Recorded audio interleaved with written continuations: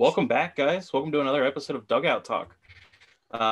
We're here on a nice, crisp Friday morning, depending on where you are. Today is March 19th, the year 2021. And today we have, again, another special episode for episode 41 of Dugout Talk. We will be remembering the Negro Leagues from start to finish, looking back at some of the origins, looking back at some of the golden eras, some of the best, players that the Negro Leagues had to offer. There were way too many to try to list off. I just went with a couple of the most notable. And then obviously we'll talk a little bit about where you can go to catch a little bit of pristine baseball history at the end of the episode. I'm looking forward to this one. Yeah, I'm looking forward to this one too. I think this is really the pinnacle of baseball history right here outside of how the game actually began. This is probably a very close number two to the importance of baseball history if you're a history buff like us. So this should be Absolutely. a fun ride for sure. Yeah, and we'll start off with a little bit of history talk. So mine took place in 2002. This would be 19 years ago. It's still crazy to think that someone born in 2002 is old enough to drive and old enough to buy cigarettes and vote. Doesn't feel like it was that long ago. But today in 2002, the Yankees Entertainment and Sports Network, or YES, makes its debut as a regional cable TV channel. The team-owned network, similar to NESN of the Red Sox, will carry Bronx Bombers games, as well as covering the New Jersey Nets NBA contests, now the Brooklyn Nets. And as you can see pictured there, two of the best to do it today. Michael Kay and Ken Singleton will be unfortunate. I don't think Ken Singleton's going to be doing any games this year. He will be sorely missed across the baseball community. But yeah, it was 19 years and going for the YES Network there. Yeah, they got a good group of broadcasters out there in the Bronx. I mean, Michael Kay is not my most favorite, but he is someone that I definitely am very tolerable with listening to. And whenever they do have games on, it's he's not a bad voice, at least on my opinion, to listen to. So my day in history happened in 1951, 70 years ago today. Detroit Tigers pitcher and player representative for the Players Union, Fred Hutchison, asks that players have a say in choosing the new baseball commissioner. Pictured on the left is Fred Hutchison. The top right picture is actually Commissioner Happy Chandler. And then down below is the guy who would precede Chandler, Ford C. Frick. Happy Chandler was the commissioner at this time. He actually would step down as commissioner about three months after this on July 15th. And then Ford C. Frick would step in as his replacement in September of that same year. I honestly didn't look too deep into the history of this, but I am assuming that because of this, there may have been some stuff going on with Happy Chandler that maybe players were not a big fan of him. Although I will say Happy Chandler will be mentioned a little later in this episode because he was an integral part of getting African-American players into baseball. So that was one thing he did. But Ford C. Frick, who the famous award given out to sportscasters and sports writers around just around the profession, that's who the award was named after. And his plaque here from Cooperstown lists just a few things that he did, but he was the founder of the Baseball Hall of Fame in Cooperstown. He was the president of the National League from 1934 to 1951, and then he would become the commissioner of baseball from 1951 to 1965. So not a bad resume. Yeah, seriously. Looking at Happy Chandler, as we'll mention later in the episode, he was very, as you mentioned just a second ago, he was very integral in desegregating baseball. So you almost have to wonder if at a time when America and the game of baseball in particular was still pretty segregated and still pretty, still pretty whites only at that time, you have to wonder if maybe there was dark stuff looming there that some powerful people disagreed with his thoughts and opinions. Unfortunately, that's probably a big reason for that. Yeah, but we're on to the Negro Leagues and what they weren't. So the Negro Leagues weren't just one organization. It wasn't just one thing. It was a large number of leagues orchestrated across decades and decades of baseball history. Obviously, these were various leagues set up, played primarily by African American, Latino, or minority ball players at the right with any major or minor league club. As part of the gentleman's agreement that was enacted in the 1880s by major league clubs, pretty much to ban African American and other minorities from playing the game. Some teams had them, as we'll talk about Fleetwood Mac later, or Fleetwood Walker, my apologies, later. So Negro Leagues began to gain popularity in the 1920s. They ran through the late 1940s. That was kind of their golden era. But colored leagues had been around since the 60s. Across the United States, Negro Leagues popped up anywhere a love for baseball bloomed, from New York to San Francisco, Minnesota to Texas, everywhere in between. You could find these leagues everywhere. And as you can see here on your screen, they were everywhere. They really were. All shapes and sizes, all teams. These leagues were they'd pop up for a couple years, run into some financial trouble, disappear, and then just as quickly as they left, they'd come right back. New leagues would pop up. And like I said, from essentially the 1860s all the way up until the early 50s, we had Negro Leagues all over the place. All sorts of leagues for these great ball players to come and play games. I don't know if you saw this, but I was reading this on a History Channel yesterday, and the Indianapolis Clowns, they actually were playing games as late as 1989. The Indianapolis Clowns were one of the more popular Negro League clubs out there. When the Negro Leagues had disbanded, they stuck around, and they were the longest team. They were the longest. What's the word? I guess tenured team. Tenured, yeah. Yeah, I guess tenured team out there as far as Negro League teams go. They were more of kind of a traveling squad at this point. Mm-hmm. There was no professional league like this in 1989, but they had stuck around for a very long time, and I was actually very surprised by that. I didn't realize that that was still going on as recent as 1989. I guess just a quick thought on the Negro Leagues.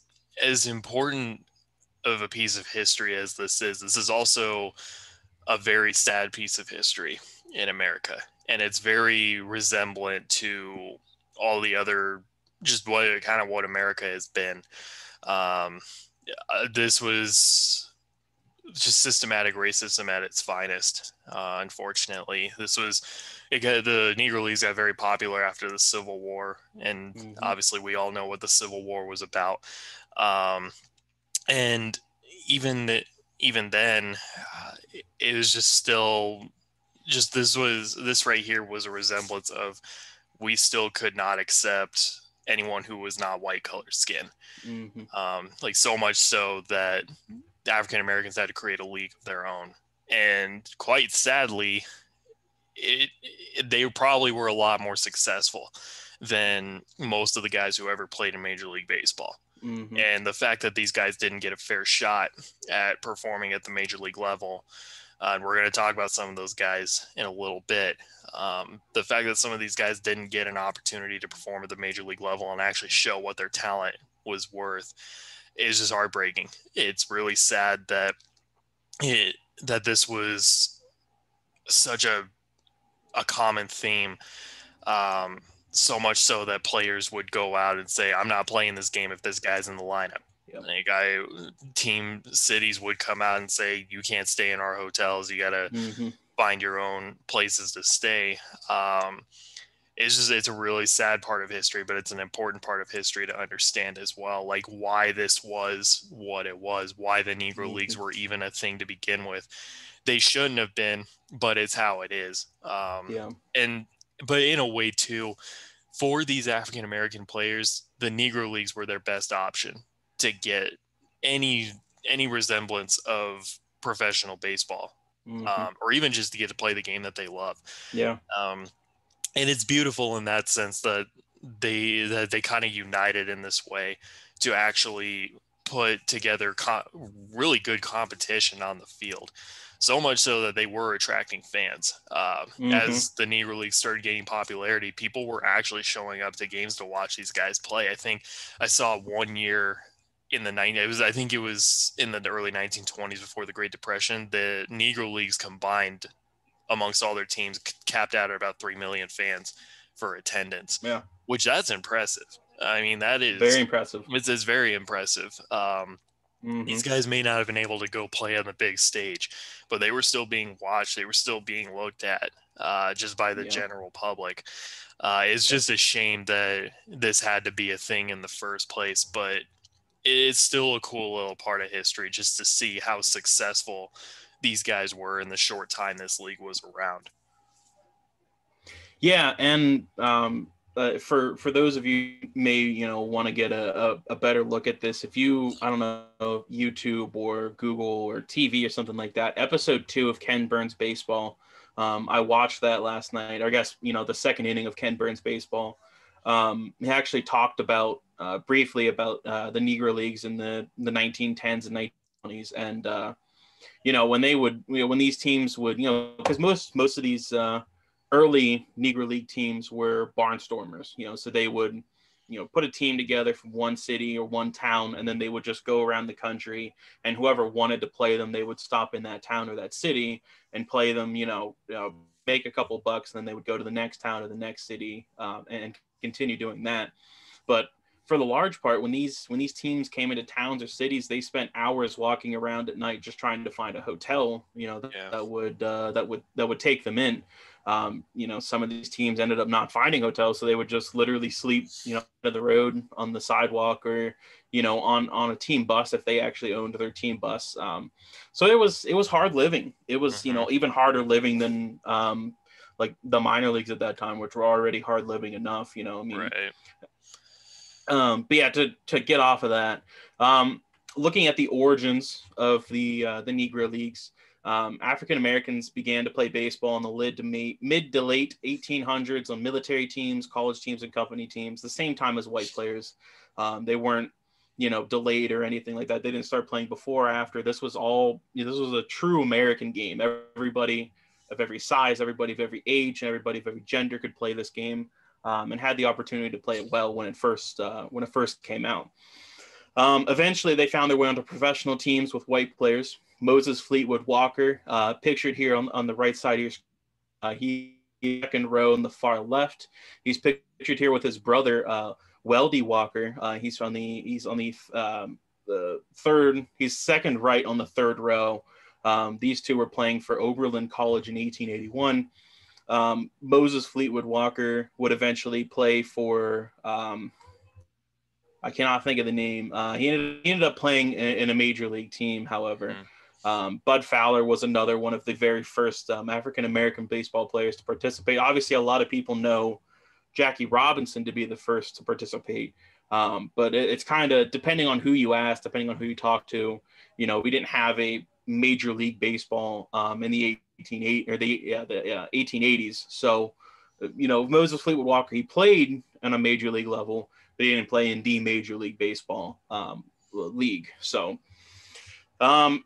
now, unfortunately, this was very short-lived. Open racism and Jim Crow laws would force them from these teams by 1900. Thus, African-American players formed their own teams, barnstorming around the country to play with anyone who would challenge them, as I mentioned. You fast forward a few years, the Negro Leagues had kind of, some of these leagues had kind of started to form themselves, started to gain a little bit of traction. And on April 6, 1917, the United States entered World War I. Manpower was needed not only for the Army, defense, plants, and industry. It actually accelerated the migration of African Americans from the South to the North. This meant a larger and more affluent fan base and more money to spend. By the end of the war in 1919, many small leagues and teams had been set up all over the country, as I mentioned in the beginning. So it really, the fact that labor was needed in the North during the ramping up of our military industry and entering World War I really allowed a lot of these African Americans to move north. A lot of them had been living in the South prior to this. A lot of them were able to move north in cities And once they got into these cities, they were able to form their teams. They were able to form their barnstorming teams and their leagues, and really kind of jumpstart the fanfare around their leagues. Yeah. And I think something that just really came to mind, I think considering after the Civil War that these African American players were actually being opened up to compete on some of these teams. I know Major League Baseball wasn't Major League Baseball until the early 1900s, but it was still professional baseball. And unfortunately, Correct. there aren't stats or box scores or anything like that that are just out there, so we don't have a lot of physical proof to show all of this. But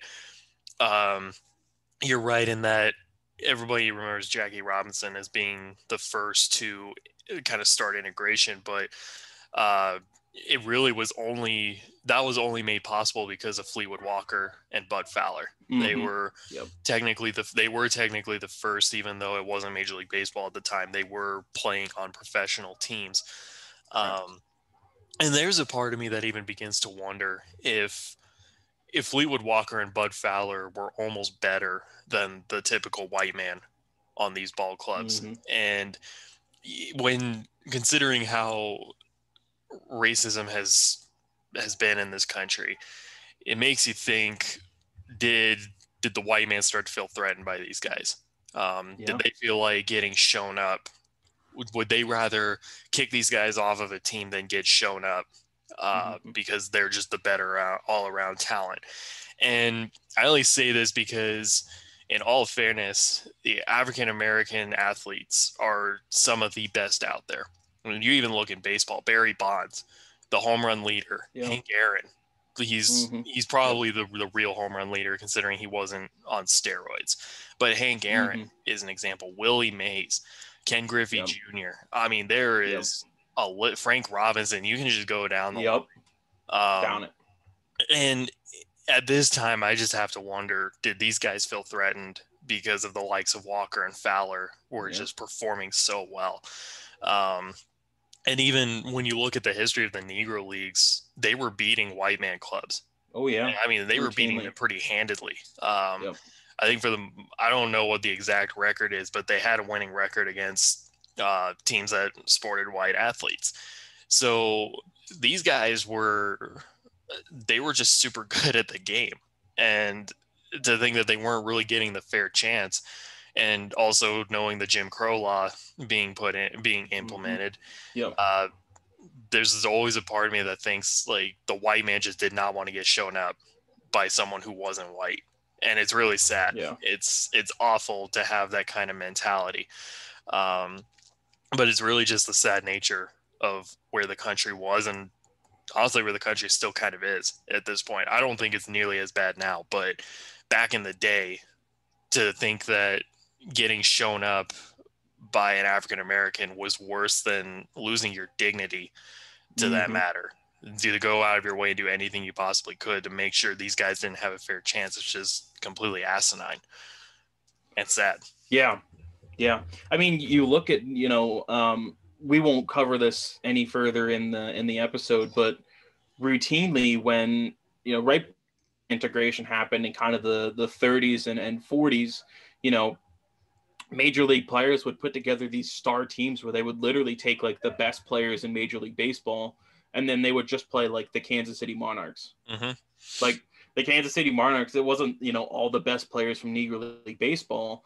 It was just the City Monarchs. And, like Bob Feller was probably one of the more famous ones who would put together, Bob Feller's, all-star team, and then they would just go play the Kansas City Monarchs, and the Monarchs routinely won. The Monarchs were routinely a better team. Monarchs were probably the most successful Negro League team. Yeah. In all the Negro Leagues, the most popular one for sure. For sure. I mean, the museum is in Kansas City. If that goes to show how popular and how good in general the Monarchs were. So speaking of which, speaking of the golden age of Negro League Baseball, in 1920, an organized league structure was formed under the guidance of Andrew Rube Foster. Rube Foster was a former player, manager, and owner of the Chicago American Giants. in a meeting held at the Paseo YMCA in Kansas City, Missouri. Now, Rube Foster was one of the more famous Negro League players during his playing time in the early 1900s. I think it was actually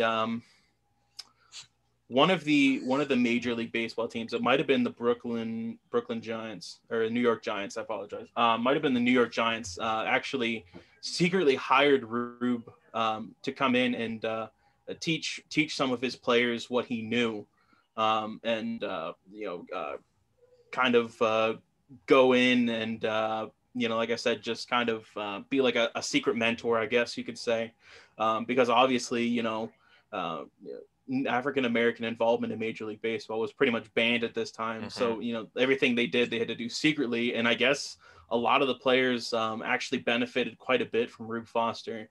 Rube Foster was actually a part of a team. It was somewhere, it was 1904, 1906. His team went like 124-6 or something like that. Some absolutely crazy number. Rube Foster, like I said, was one of the bigger names in Negro League baseball across the early teens and 20s. On May 2nd, his Negro National League, the Indianapolis ABCs, beating his Chicago American Giants 4-2 in the first game ever of the league. The idea was such a good one that a group of teams in the South created the Negro Southern League as well in 1920, and they would join Foster's league the following season. Now at this time, a bitter feud was boiling between Foster, who you can see pictured there in that the middle of that photograph with his Chicago American Giants. Feud was boiling between him and fellow owner Nat Strong, who you can see there in the bottom right. Strong created a second league, the Eastern Colored League, in 1922 to counter Foster's, and the Negro National League began losing teams. So by 1924, the two sides had eventually come to agreement, and they decided to have the Negro League World Series. Unfortunately, neither league lasted much longer thanks to the Great Depression. Rube Foster actually, I believe it was Rube Foster who eventually, I think he went insane and was in an insane asylum and died only a couple years. He died a couple years after 1926. So unfortunately, they did, the Negro Leagues did lose a great one in Rube Foster, and they lost a great idea in the Negro League World Series. I think if they could have put together like a true one league with all the best players, and all the best equipment, all the best, everything that money could buy for that league at the time, I think it really could have put up a big fight against Major League Baseball. Yeah, I mean, and I don't think people realize that there was an actual championship on the line in the Negro Leagues. This wasn't just exhibition games just being played for the heck of it. There was an actual title on the line for a few years, and I think you're right. Had they been more at access to some better equipment, better facilities, maybe even some better ballparks, Major League Baseball probably would have been threatened by this league. Although I think considering how things were back then, and the commissioner of baseball at the time, Kennesaw Mountain Landis, I hate to say it, but I feel like it probably, if the Negro Leagues even became remotely a threat, they probably would have gotten shut down very quickly somehow, one way or another. But unfortunately, the Great Depression came at the time when the Great Depression happened. It kind of put the nail in the coffin for this, which it really is unfortunate that something like the Great Depression took out the Negro League World Series. But for a few years there was stuff on the line, and these teams actually had something to play for. Not as popular as the World Series by any means, but popular enough that now it's getting recognized among Major League Baseball stats, even though it's not actual Major League Baseball. And I'll talk a little more about that at the end. But it was a great idea, something that to show that this is not a barnstorming exhibition league kind of thing. This is a real deal. Specifically for the best of the best among African American ball players to prove their worth, prove their talent, and show what they're capable of doing. Yep. And looking at some of these Negro League talents, some of the notable players across the various decades of the Negro Leagues. As I mentioned, you can see very clearly the late 20s, mid 20s, late 20s to mid 30s, maybe even the mid 40s, were really the golden age. And as you can see, these are three of the most recognizable Negro League players of all time. The most recognizable of which being Satchel Paige, pictured there with the gentleman in the suit in the background watching him pitch. That's on Yankees. That's at Yankee Stadium. That's a mound at Yankee Stadium. He was playing for the New York Black Yankees at that time, which he didn't play for them very long. By this point in his career, he was pretty much just playing for various teams, kind of going around before he eventually would pitch in the majors. And one of the best quotes I think in baseball history, outside of maybe Yogi Berra's Yogi-isms, as Satchel Paige said about his pitching arsenal, he said, "I got bloopers, loopers, and droopers. I got a jump ball, a b-ball, a screwball, a wobbly ball, a whipsy dipsy do, a hurry up ball, a nothing ball, and a bat dodger. My b-ball is a b-ball because it be right where I want it, high and inside. It wiggles like a worm. Some I throw with my knuckles, some with two fingers. Whipsy dipsy do is a special forkball I throw underhand and sidearm that slithers and sinks. I keep my thumb off the ball and use three fingers. The middle finger sticks up high like a bent fork." So, I mean, definitely one of the more colorful repertoires in baseball history. He played from 1927 to 1947. And as I said, he had no comparable player. I mean, you can almost, I don't think you can compare any major league pitcher, past or present, to Satchel Paige when he was at his prime. The man could wake up and throw a no hitter in his sleep. So he was definitely one of the greats of all time. Another one of the greats and one of my favorite baseball players ever is Josh Gibson. The reason why is because Josh Gibson was nothing but a slugger. He hit home runs like it was nobody's business, and you can see him pictured here at the bottom right of your glory. He played from 1930 to 1946, and as Hall of Famer Monty Irvin said in a quote, "I played with Willie Mays and against Hank Aaron. They were tremendous players, but they were no Josh Gibson." People say that Josh Gibson was he had the defensive prowess of Johnny Bench and the bat of Babe Ruth. So I mean, imagine both of those players combined into one, throw them behind the dish, and you've got a no doubt Hall of Famer. And the third guy I'd like to mention here is center fielder / first baseman Oscar Charleston.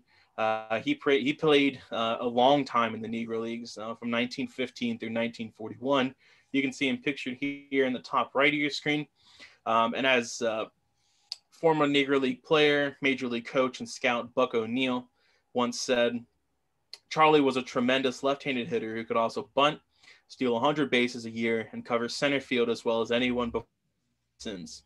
He was like Ty Cobb, Babe Ruth, and Tris Speaker rolled into one." So I mean, you get lobbed in there with three of the best players of all time, and clearly you're one of the best players of all time. These were three players who you don't have to know anything about the Negro Leagues to know who these three players are. They're that transcendent. The sad thing is that Satchel Paige was the only one of these three who actually made it to the majors. Yep. I mean, when you're getting scouting reports like this, though, it just makes it even more sad that a lot of these guys didn't make it. And it makes you wonder how many more of these guys there actually were. There's people who would say that Josh Gibson should have been the one to actually integrate baseball, but unfortunately he passed away during the 1946-47 off season. So it was 3 months before Jackie Robinson broke the color barrier that he passed away. And unfortunately there are no official stats as far as Negro Leagues go. They're recognized now as Major League Baseball equivalent, but there's no actual official stats. So Josh Gibson, though, it has been rumored that he is the all-time home run king. He has, I think, close to 900, maybe more home runs that he hit in the Negro Leagues. Now, there's no official number, so we don't know how many he actually hit, but there is a general consensus that he is. If you're going to call someone the home run king of baseball, it's Josh Gibson. And again, when you're getting comparisons to the likes of Johnny Bench, he was a catcher who could field and he could hit. You don't see that with catchers nowadays very often. So he was kind of in a league of his own back then. And it is a shame that he never got to see major league time. I think, unfortunately, Kennesaw Mountain Landis being the commissioner at the time really affected that. Had it not been for him, maybe integration would have happened a lot sooner. But Gibson would have been one of those guys that would have been a high candidate to be someone to help start the integration of baseball.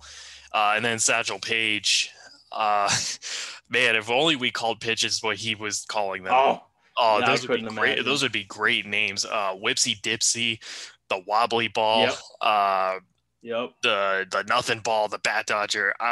Those would be great names to call pitchers now, or to call pitches nowadays.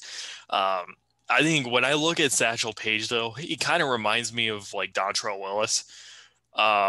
Just with that windup, Dontrell was a lefty, but he had this really wicked where he would just lean back as far as he possibly could, with the leg high as high as he possibly could. Paige wasn't nearly that extreme, but if there's any modern day comparison comps to Satchel Paige, it's probably Dontrell Willis. We gotta tag Dontrell Willis on Twitter on this. We have to tag him. He would love it. He would eat this up, and I don't think he would deem himself worthy of being a comp to Satchel Paige, but I think he would love it. Dontrell's a great guy. If you haven't followed his stuff on social media, go look at his stuff on social media. He's a great funny man. And even great person for the game. These are some of the most notable players, but there were so many more. And we're gonna talk about them obviously, but even a guy like Oscar Charleston, I hardly knew who this guy was before today. But it's a shame that he didn't even really get a chance to play Major League Baseball. But he played 27 seasons in the Negro Leagues. That's a heck of a career. Nolan Ryan is really the only guy that comes to mind who has even remotely played that long in Major League Baseball. You don't see guys surpass the 20-year mark very often. Exactly. There were rumors that Josh Gibson was hitting 480-foot home runs at the age of 18. So Josh Gibson, I wouldn't hesitate to call him the all-time home run king. And I believe that 100%, considering that guys like McDaniel and Willie Mays were hitting 500, 600-foot bombs back in the day too. So that is completely fair, a fair assumption. Exactly. All right. So we've reached the beginning of the end for segregation in baseball. As previously mentioned, Judge Kennesaw Mountain Landis, the very first commissioner of Major League Baseball, while he did do a lot of good for the game, by this point in time, he was just, his ideals were beginning to lose traction. People were starting to realize, it's probably not a good thing to wish the segregation for the game of baseball for the country. None of that was looking to be very good at the time. And it's unfortunate it took that long, but that was around the time that people started to realize that if you can play baseball, you should be able to play baseball, and you should be able to play baseball at the highest level with the best talent around. So during his 25-year tenure, I wouldn't be able to count how many attempts there probably were at integrating the game. There were reports of clubs trying to pass off African American players as Spanish and Latino in an attempt. They were trying to convince them. They were trying to teach them Spanish in some cases, or pretending to know Spanish just so they could try to pass them off. Anything to get a competitive edge. And as we just mentioned, there were a lot of not only very competitive but straight up dominant Negro League ball players. And Mountain Landis, pretty much every attempt at integrating the game as he saw. And a popular story has it that in 1943, Bill Veeck planned to buy the moribund Philadelphia Phillies and stock them with Negro League stars. However, when Landis got wind of his plans, he and National League President Ford Frick, who we just talked about earlier, scuttled it in favor of another bid by William D. Cox. And obviously, that ended up the Phillies ended up not becoming the first team to integrate baseball. After Landis's death in 1944, Happy Chandler was named his successor, and as you can see, he's pictured here on the right side of your screen as a very happy guy. An affectionate smile, I'm sure. I didn't know much about him, but I'm sure he was a great presence in a room. Chandler was open to integrating the game, even at risk of losing his job as commissioner. He later said in his biography that he could not, in good conscience, tell black players to play baseball with whites when they had fought for their country. And that's a quote that goes without saying. It was one of the better quotes that I had read, trying Yeah. to throw this together. And then obviously, as you can see here at the top of your screen, is Branch Rickey, who we will talk about more in just a second. He is at this time the owner of the Brooklyn Dodgers, and I think at this point. More people knew than not that baseball was coming very close to being integrated. I think that especially once Mr. Chandler took over as baseball commissioner, I think a lot of people probably viewed it as a foregone conclusion. And regardless of what people at the time thought, it was probably the biggest decision to ever happen in Major League Baseball history. Yeah. One thing about Kennesaw Mountain Landis, you brought up a good point that his ideals just weren't really part of the game anymore. They were very much aging out. And a good something to think about is when you have all-star teams consisting of major leaguers getting beaten up by Negro League clubs that don't even have their best players, quote unquote, out there. They can't be ignored after a while. And I think people within the office of Major League Baseball were realizing that the Negro Leagues could not be ignored. No matter how hard they may have tried to keep African Americans out of the game, when your all-stars are getting blown out of the water by a bunch of players that aren't even considered major leaguers, quote unquote, at some point you got to recognize that these guys belong in the game. And Kennesaw Mountain Landis, being the guy that he was, he didn't see that. And it is unfortunate that it took him passing away for anything to really move forward as far as integration went. A note on Bill Veeck. Bill Veeck is one of the most out there owners ever. I actually think it'd be kind of cool to do an episode on just Bill Veeck, because this guy he was just nuts. He owned he was in ownership for several major league clubs throughout his life. He came up with some of the wackiest ideas out there. At the time, even just this idea of stocking the Philadelphia Phillies with Negro League stars, for the time frame that was a wacky idea. Yeah. Granted, it's nice to know that he was willing to do that, but I know that would not have gone over well, and it obviously did not. That idea was not one that was received very well by people in Major League Baseball. But Bill Veeck was kind of one of those people that was very open to just changing the game and kind of doing things his own way, and part of that was being willing to make the Philadelphia Phillies a Negro League team. Which I think is a great idea. It's one that didn't get received very well, unfortunately. But I think we need to do an episode on Bill Veeck, because this was just kind of the beginning of a lot of some of his ideas that he tried to implement with the teams he owned. And then you kind of look at just after the death of Landis, Happy Chandler was very, like you said and I said, he was very big on integrating the game. I think he was the right man for the job to get this done. Unfortunately, though, kind of like what I said with My Day in History, with Fred Hutchison wanting to say that players needed to have a say, I feel like this probably did not go over well, especially with the way that Jackie Robinson was treated around the league. I don't think Happy Chandler's ideas were very well received, and I think that may have led to maybe him being forced to step down, which is it's very unfortunate that that this idea was not well taken. But he did bring up a great point about how can you tell someone you can't play a white man's game when you fought beside them in at the time the biggest war of the world, like World War I. It is a great point that he brought up there. And he's right. You can't tell someone just because your skin color is different. Even though you went and fought for us in the country, we're still going to treat you like crap. You still can't do these things. You still are very limited on what you can actually do.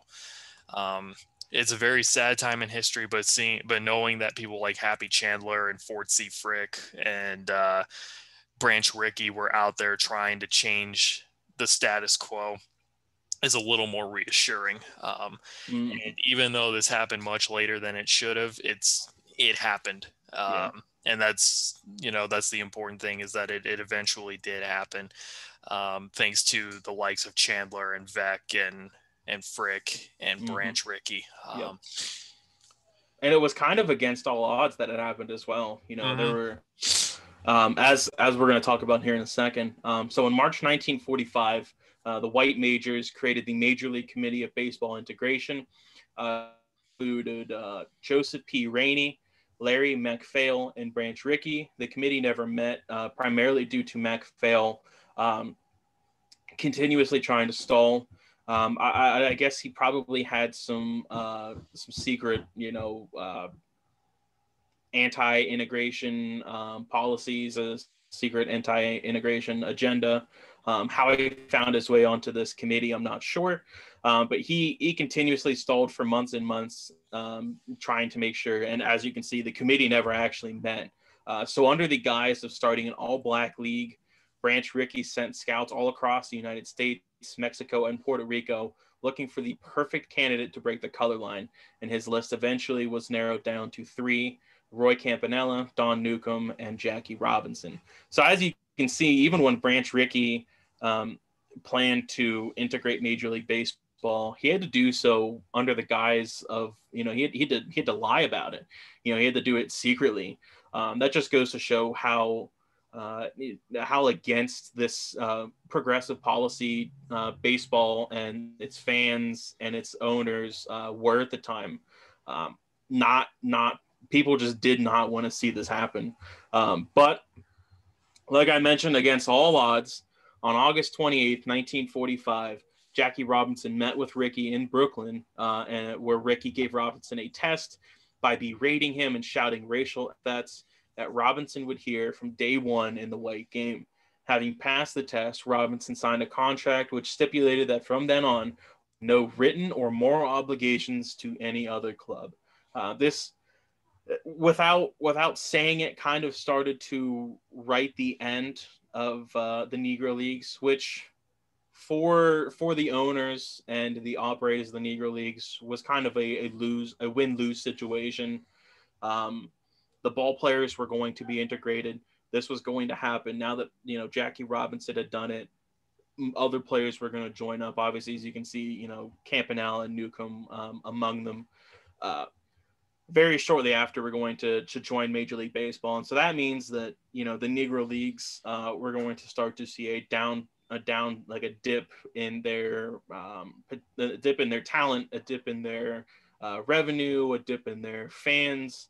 But the Negro Leagues were created out of, a bad thing. And so I think that by these Negro League players making their way to the major leagues and joining these previously white-only ball clubs, I think that it was okay that the Negro Leagues eventually fizzled out because, in the end, it's all about having the best players on the best teams on the biggest stage, which is eventually, as we will talk about here in a second, what happened.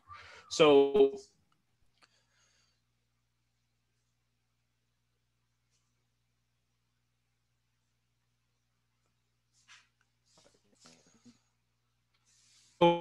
in early 1946, let me get this pulled back up here. In early 1946, Rickey signed 4 more black players. He signed Campanella, Newcomb, John Wright, and Roy Partlow. This time, with much less fanfare. Obviously, once the first guy gets graded, there's no more first time being integrated. So casually, less and less fanfare. After the integration of major leagues in 1947, marked by the appearance of Jackie Robinson with the Brooklyn Dodgers that April. The interest in Negro League baseball waned. Black players who were regarded as prospects were signed by major league teams, often without regard for any contracts that might have been signed with Negro League clubs. Negro League owners who complained about this practice were in a no-win situation. They could not protect their own interests, seeming to interfere with the advancement of players to the majors. And by 1948, the Dodgers, along with Vex Indians, had fully integrated. So, I mean, you can see in a matter of 3 years, we had multiple teams that had fully integrated and had black players playing on their big league clubs. Yeah, and by 1959, the league was fully integrated. Every ball club had at least one African American. Yep. 11 years from this point I guess it's more 14 years from this point. It's not bad. And it shows that teams were slowly starting to embrace integration. Even during the civil rights movement was really hot during this kind of period of time, was really starting to take shape. But I think, in a note on Jackie Robinson, he wasn't even considered the best African-American player. Yeah. The reason he was more scouted to begin with was because he had like this character about him that resembled purism, I think was kind of the term that was being thrown around.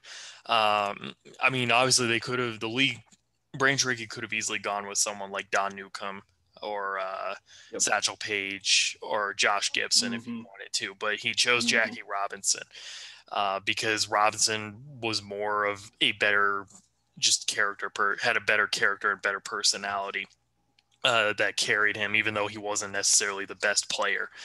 I think you're right with what Branch Rickey did in righting the wrong.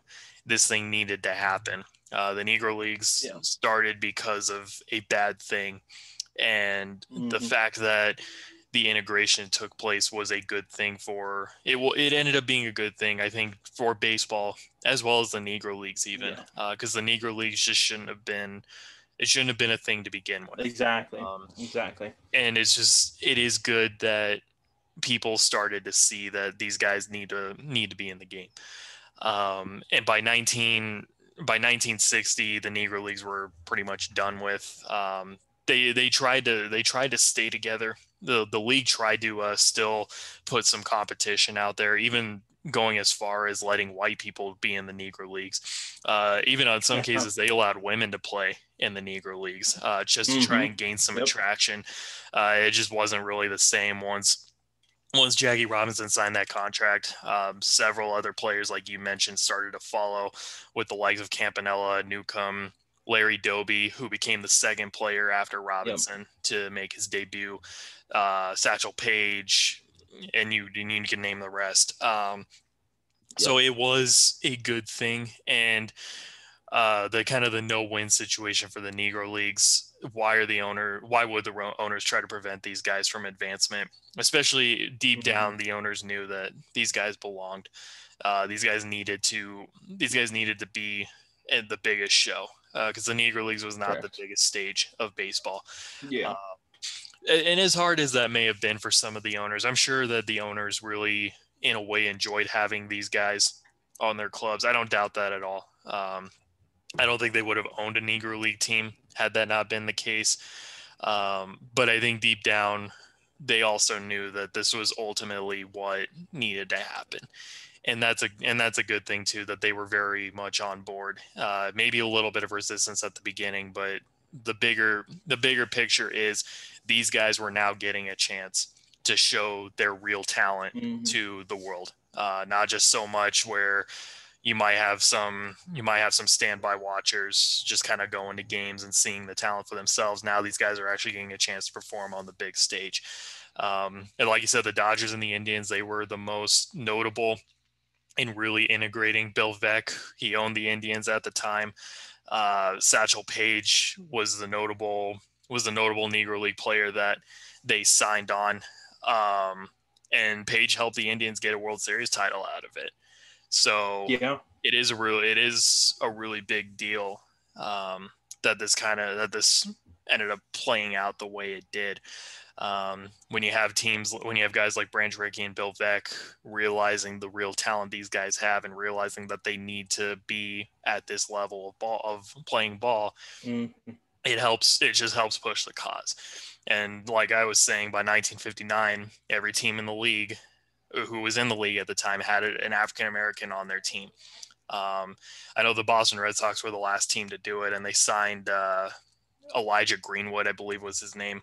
I completely blanked on the name, but he wasn't a prominent player really by any means, but they signed him to show that they were integrating, whether there was good cause behind it or not.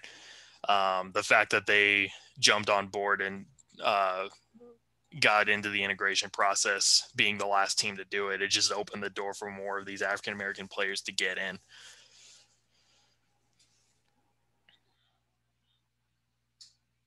So I don't know if you heard any of that, but I apologize. I think we're having some internet issues. Yeah, I'm having it's pouring down rain out here. It started right around the time we started, so I'm having technical difficulties. I've got it on my end too. I've still got piles of snow sitting outside, so I apologize if we. I can't imagine. I can only. Yeah. Yeah. Okay. I apologize if we've been cutting in and out.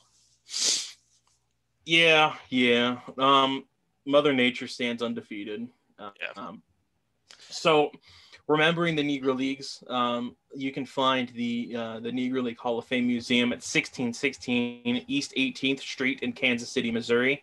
The Negro League Baseball Museum opened its doors to the public in a tiny one-room office space in 1991 with a dream of building a permanent facility that would pay rightful tribute to America's unsung baseball heroes. In November of 1997, under the leadership of its late chairman, John Buck O'Neill, the dream would become a reality when the Negro League Baseball Museum moved into its new 10,000 square foot home inside a cultural complex known as the Museums at 18th and Vine.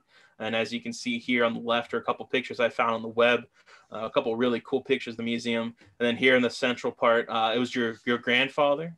Yeah, my grandparents, they visited the museum a few years ago, and these are the ones on the right are the pics they took, or they sent me at least. Yep. Yeah, so I would die to be able to go to this museum to see anything baseball related, anything history related is a big boost for me. Absolutely. I think the quick note on 1997, that was also when Jackie Robinson's number was retired around the league. Number 42 is a league-wide retired number, which happened in 1997. So it's kind of fitting that the museum got an expanded site that same year. I had one other note that I was going to bring up. I wanted to talk real quick about kind of what Major League Baseball has done pretty much since this, and this has been very recent. I know Commissioner Rob Manfred fans are not a big fan of him around the game, but if there is one thing he has done correctly, it is making the Negro Leagues recognized as part of Major League Baseball. So pretty much all the stats that have been acquired from the Negro Leagues are now seen as Major League Baseball stats. It's a great thing for baseball to now recognize this as these guys should have been major leaguers. Therefore, we're going to look at them as major league ball players. And also, we've seen Negro League players. We started seeing them get inducted into the Hall of Fame in Cooperstown.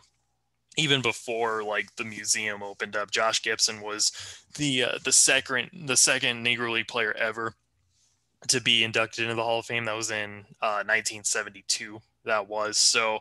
Baseball has slowly kind of been embracing the Negro Leagues over time, and this move that Manfred made last year with making the Negro Leagues recognized as officially Major League Baseball has really kind of sealed the deal. The fact that they've made something that didn't come out good, they've made good out of it. over recent years. So I didn't know if anyone knew that, but that's just something to keep that in mind, that as bad of a thing as this was now, our society is starting to realize that these guys were just as important, as big of players, as talented of players, even if they didn't necessarily get the fair chance to play on the biggest stage of baseball. These guys are now being recognized as some of the best that were ever out there, especially now with their stats being solidified as official major league stats. Mm-hmm. Yeah, and a very important time that they took part in, and I'm glad that it's being recognized. I'm I glad am it's being too. recognized in full. So we've reached the end of another episode, and as always, you can find us on our social media sites. You can find us on Instagram at Real Dugout Talk. You can find us on TikTok at Dugout Talk. You can always find us on Twitter at Dugout Talk One. You can always find us here on YouTube at Dugout Talk. You can find us on Facebook at Real Dugout Talk, and you can find my personal PSN at Victory1832. I appreciate you guys coming and staying for the episode today. I appreciate you guys watching. I hope you guys were able to learn something out of this. You know, baseball's a big sport, and it's been around for well over 150 years and counting. And there's a lot you can always learn. And I think that's certainly what we find out day after day, is that there's always something new about baseball you didn't know the day before. Yeah, I attend Metro State University here in Denver, and they actually have a class called History of Baseball. It's the best class I've actually ever taken, and I can say that hands down, that is the best class I've ever taken. But the class looks at American history through the game of baseball. And I recommend, if you are really interested in learning even more about baseball history, take a look at this class. Metro is a very cheap university, actually, especially if you're an in-state resident. It's only like $4,000 for a full semester's worth of classes. Wow. So it is actually really affordable. But if you just want to like sit in on this one class or take this one class, I highly recommend it. You will learn a lot. That was how I kind of have learned a lot of my baseball history. The professor who teaches there, her name is Margaret Frisbee. She's a fantastic professor. Is the one class that I actually have ever looked forward to going in person, because I hate sitting in a lecture hall. But this was the one class that I genuinely enjoyed going to every 2 days out of the week, and just learning through American history through the game of baseball. It's just such an important piece. But I recommend it if you're in the Denver area, or even if you just want to take a class online, because just for no reason whatsoever, if you want to learn more about the history of the game and just history of America through the game, take a look at this class. I'm pretty confident they still offer it. They may not do it online. It's very possible that it's not an online course, but still check it out if you're curious. I know that it is a class that Metro State offers. And we're not getting paid for this promotion at all. Just want to clarify that right now. That's something that I just wanted to throw out there.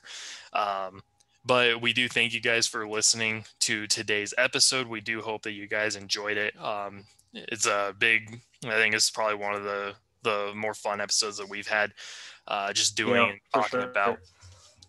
Next week, we're gonna next week will be the last week of our 3-day schedule. It's the week before opening day.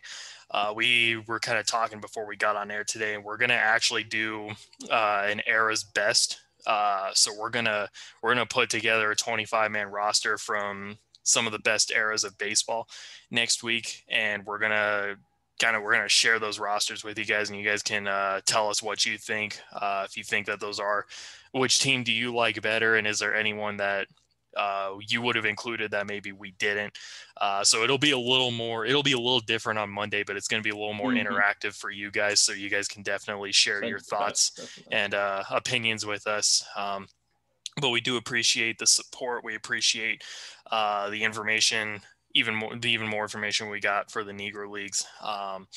you guys are as more important to this than we are. We're just a couple dudes that bumble around and just kind of talk for 45 minutes to an hour on end every week. But we do thank you guys so much for the countless support, the thoughts, just listening to our episodes. It means so much to us that you guys take the time to do that. But until then, have a great weekend, everyone. Stay safe out there. Stay warm. And until then, we'll see you on Monday. See you guys.